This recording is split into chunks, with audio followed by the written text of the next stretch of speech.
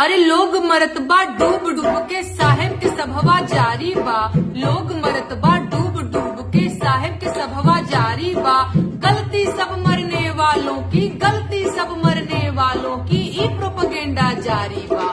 काबा गुजरात में काबा, अरे भ्रष्टाचार के भेंट चढ़ गई छोटकी के महतारी बा।